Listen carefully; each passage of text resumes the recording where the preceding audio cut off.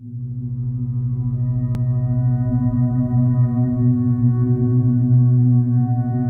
I want to know about odds or statistics is, have people survive this? Is it possible?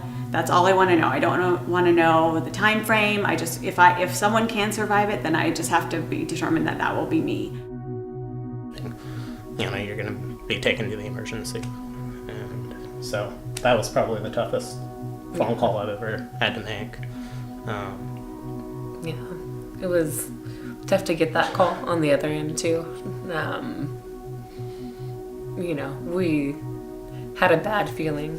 It was devastating, and it continues to be to a certain extent with his additional problems. Again, as fate would have things, I'm so blessed somehow that it's a benign tumor, malignant by location, and that it's done, it spread from the pituitary to the brainstem, so she morphed. And Matilda is who we're talking about. But that time, it had come back, and it had showed abnormalities and slight growth. And so I was like, oh, okay, well, I'll do chemotherapy now, or radiation. That's what I'm gonna do. And they're like, no, we have to open you back up again. And the thought of having a second brain surgery was I just didn't think I would survive it. We don't know what the long-term effects are because nobody lives long-term. So many brain tumor survivors, cancer survivors, make it 5 or 10 years, and, then they leave us. It'll be 10 years in December, so it's 10 years in June from diagnosis. Again, I've been blessed. Working with the National Brain Tumor Society and, being part of this Portland walk for my 4th year has been amazing, seeing the stories. And I realize I'm John, I look around, and how I got off so easy. People are amazing, and everyone has such a connection with brain tumors in their own lives that the support that's offered is so real, and genuine, because it's just, I just like to sort of see people go through a diagnosis like that, and just to think about, like growing in your head. I remember what our team name is. What? It's Beavers and Roses. No, it's Ducks and Roses. Oh, how come? Because we're duck fans and our last name's Rose. That's right. Participating in the walk is really important to me because I have been lucky in my journey, and I've been able to find treatment that worked for me.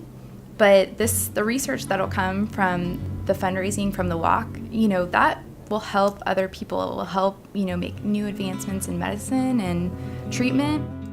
It's a tough thing as a parent to see your child go through.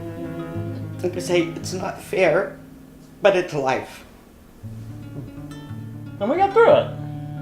Yeah. And we will continue. Yeah. Mm-hmm. We all have a connection somehow with brain tumors, whether it's 2 degrees of separation or 4 degrees of separation. We all know someone whose life has been impacted by it. And so just reaching out, again, like treating people every day. Assume that the person you're talking to has, something deadly going on, and have compassion. Every day you feel blessed that he's still here, he's still doing, he's strong, he fights it hard, and I want to have his strength.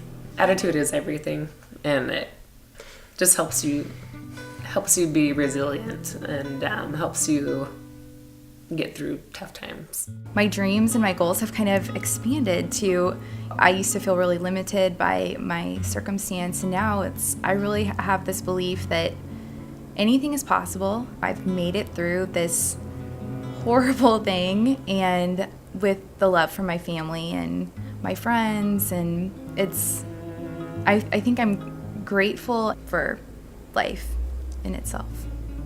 Part of why we wanted to be involved with the Brain Tumor Walk is we want to see what we can do to help drive, frankly, dollars to research, because that research affects, hopefully, us directly, and everybody that follows behind us that ends up with a tumor. I just feel like I had no choice. I couldn't just sit and wait and think about dying. I had to think, I just have to live, and like I said, think positively and think I'm gonna be the one that beats this. And even now, it's like, even though it's harder, it's like, okay, I made it 10 years, I had treatment, let's just do all the treatment again, I can make it another 10 years, you know. You know, this year my attitude about the walk is, it's not about me. It's about all of these people that are going through brain cancer or surviving brain cancer, or honoring those people that have passed away and fought their illness. You see the survivors in their t-shirts. And when there's so many, I mean, sometimes there's, you know, a lot, and you see that. It's like, okay, you know. And people are smiling and hugging each other and so excited to see each other again because they were there the year before. And, you know, we've been wondering about you, and to find out that someone else is doing well, and so often to find out that someone's not. So,